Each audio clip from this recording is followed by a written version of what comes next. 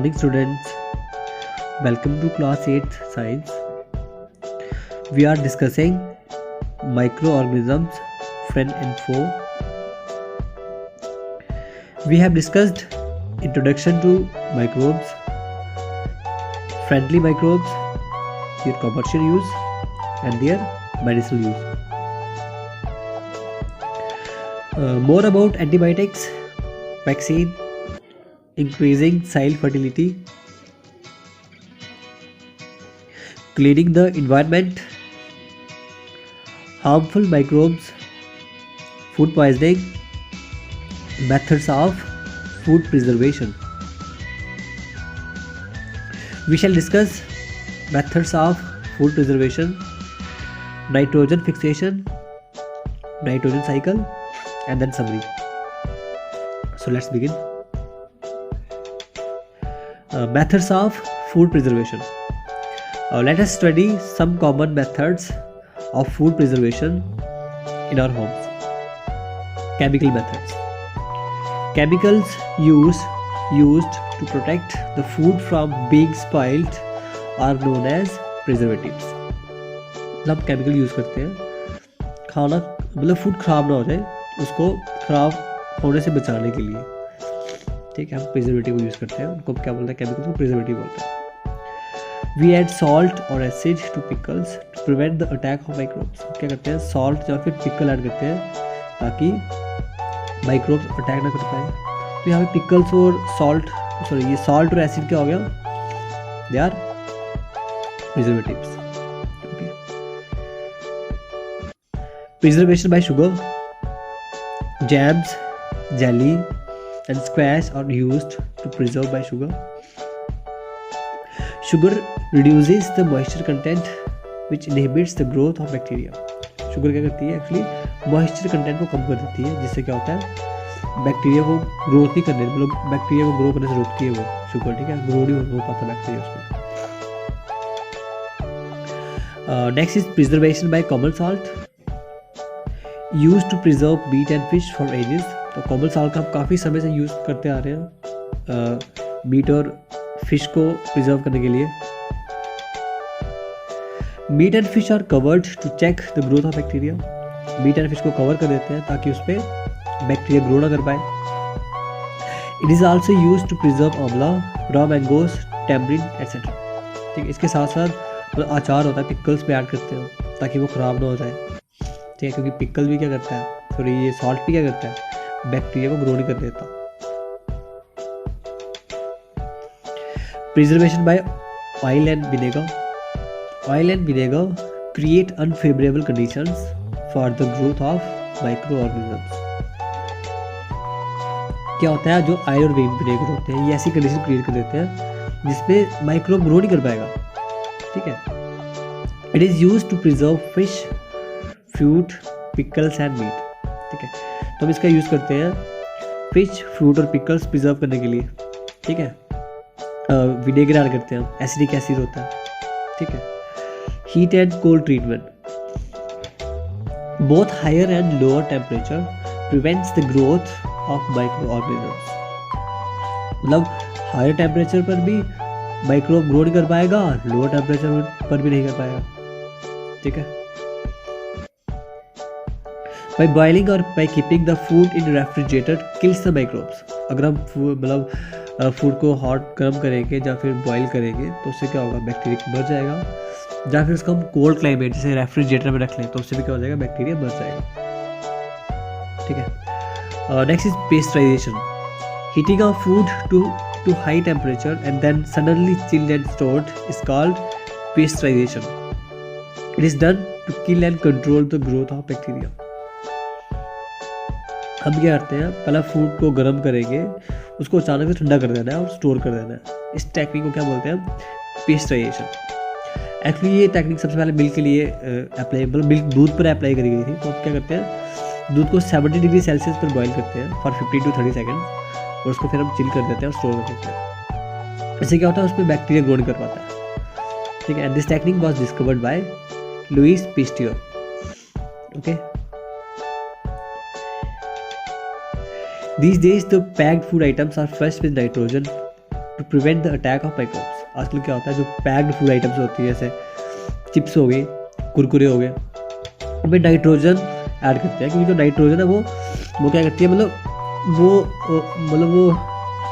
React नहीं करती food के साथ, ठीक है, और ऑक्सीजन नहीं होती उसमें, क्योंकि जो माइक्रोब होता है उसको क्या चाहिए होती है, ऑक्सीजन। तो ऑक्सीजन वहाँ पे होती नहीं है, नाइट्रोजन ऐड करते हैं, ठीक है, तो इसलिए क्या होता है, मतलब वो माइक्रोब उसमें ग्रो नहीं कर पाता। Next is nitrogen fixation. आपको पहले बताया था क्या होता है, मतलब नाइट्रोजन, एटमॉस्फेरिक नाइट्रोजन को नाइट्रोजनियस कंपाउंड्स में कन्वर्ट करना, उसको क्या बोलते हैं, nitrogen fixation. In leguminous plants rhizobium helps the fixation of atmospheric nitrogen, ठीक है। Sometimes nitrogen gets fixed through the action of lightning. देखो जो एटमॉस्फेरिक नाइट्रोजन है तो राइजोबियम फिक्स करता है उसको, उसके साथ साथ ब्लू ग्रीन एल्गी भी फिक्स करती है, ठीक है, और लाइटिंग से भी नाइट्रोजन फिक्स हो जाती है। Next is nitrogen cycle. और atmosphere has 78% of nitrogen gas, ठीक है, हमारे एटमॉस्फेयर में 78% नाइट्रोजन गैस है। Nitrogen constitutes as part of protein, chlorophyll, nucleic acids and vitamins. तो प्रोटीन, क्लोरोफिल वगैरह और विटामिन्स में क्या होता है, नाइट्रोजन एक इम्पॉर्टेंट इंग्रेडिएंट है, पार्ट है, ठीक है। Amount of nitrogen in the atmosphere remains constant. जो अमाउंट ऑफ नाइट्रोजन है पूरे एटमॉस्फेयर में वो कैसा रहता है, कांस्टेंट रहता है वो, ठीक है। Let us see the process by which the nitrogen in atmosphere remains constant.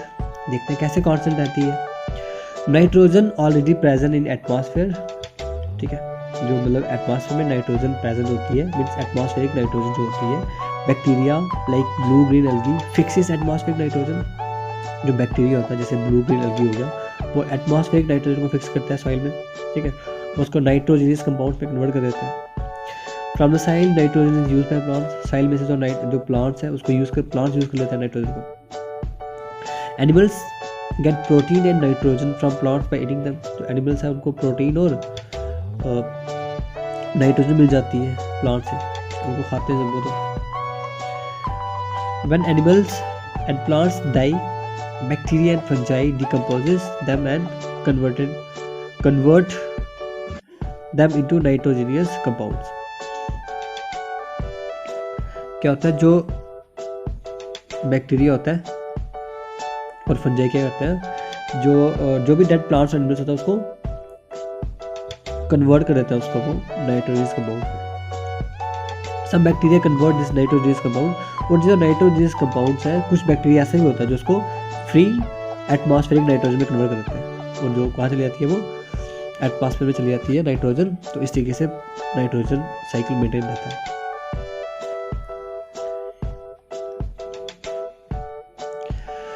देखो यहाँ दिया हुआ है, actually atmospheric nitrogen it is fixed by lightning, it's also fixed by blue green algae, ठीक है।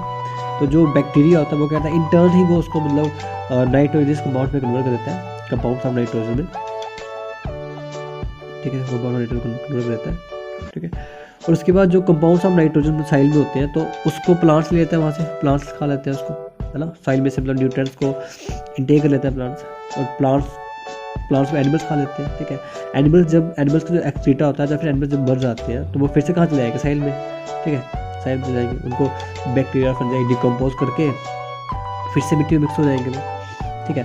और ऐसा ही बैक्टीरिया होता है जो क्या करता है, जो नाइट्रोजनियस कंपाउंड को फ्री नाइट्रोजन में कन्वर्ट करता है, ठीक है, ऐसे होता है। देखो यहाँ पे दिखाया है एटमॉस्फेरिक नाइट्रोजन क्या होता है। जो एटमॉस्फेरिक नाइट्रोजन उसको देखो यहाँ पे जो एक मिनट, ये जो यहाँ पे नाइट्रोजन फिक्सिंग बैक्टीरिया क्या कहता है, उसको कन्वर्ट करेगा उसको, ठीक है, इस तरीके से, और वो उसको कन्वर्ट करके नाइट्रोजनियस कंपाउंड्स में कन्वर्ट कर देता है, ठीक है। और उसके बाद क्या होता है, मतलब उसके बाद जो नाइट्रोजन फिक्सिंग बैक्टीरिया मतलब उसका अमोनिया में कन्वर्ट होता है, अमोनियम में कन्वर्ट हो जाता है, ठीक है। उसके बाद जो अमोनिया है उसकी नाइट्रिफिकेशन होती है, ठीक है, मतलब वो नाइट्राइट्स में कन्वर्ट हो जाता है, ठीक है। बेसिकली ये 9th का है, तो 9th में आप फिर से सीखोगे। उसके बाद जो नाइट्राइट्स है वो नाइट्रेट्स में कन्वर्ट हो जाते हैं। नाइट्रेट्स के बाद होती है एसिमिलेशन, मतलब नाइट्रोजनस कंपाउंड बन जाते हैं, ठीक है। और नाइट्रेट्स की भी डीनाइट्रिफिकेशन होती है, वो बैक्टीरिया करता है, मतलब नाइट्रेट्स से ऑक्सीजन जो रिमूव हो जाती है और वो फ्री नाइट्रोजन में कन्वर्ट हो जाता है, ठीक है। जब एसिमिलेशन हो जाती है मतलब नाइट्रोजनस कंपाउंड बन जाते हैं तो उनको प्लांट्स इनटेक कर लेते हैं, ठीक है। प्लांट्स को एनिमल्स खा लेते हैं, ठीक है। एनिमल का जो एक्सक्रीटा होता है, एनिमल जब मर जाता है तो उसको फंजाई और बैक्टीरिया उनको डिकम्पोज कर देता है, ठीक है। उसको डिकम्पोज करके कहाँ जाता है, वो साइल में जाता है, ठीक है। उससे भी अमोनिफिकेशन होती है, ठीक है, ऐसे होता है। और next is summary. Microorganisms are too small and are not visible to the unaided eyes. They can live in all kinds of environment, ranging from ice-cold climates to hot springs and deserts to marshy lands. Microorganisms are found in air, water, and in the bodies of plants and animals. They may be unicellular or multicellular. Microorganisms include bacteria, fungi, protozoa, and some algae. Viruses, though different from the above mentioned living organisms, are considered microbes. Virus अलग होता है लेकिन मतलब देखो पूरा full sell भी नहीं होता है वो, ठीक है, तो तब भी उसको वायरस ही बोलेंगे, मतलब उसको माइक्रोब्स में ही काउंट करेंगे। Virus is quite different from other micro organisms. They reproduce only inside the host organism, for example bacterium, plant or animal cell. Some microorganisms are used for commercial production of medicines and alcohol. Protozoans cause serious disease like dysentery and malaria. Some of the microorganisms grow in our food and cause food poisoning. Some microorganisms reside in the root nodules of leguminous plants. They can fix nitrogen from air into soil and increase the soil fertility. Some bacteria and blue-green algae present in the soil fix nitrogen from the atmosphere and convert into nitrogenous compounds. Some microorganisms decompose the organic waste and dead plants and animals into simple substances and clean up the environment. Certain bacteria convert compounds of nitrogen present in the soil into nitrogen gas, which is released to the atmosphere. Okay, so that's all about the lesson. तो यही हमने सीखा. We shall start our next chapter in the subsequent video. Thank you, students.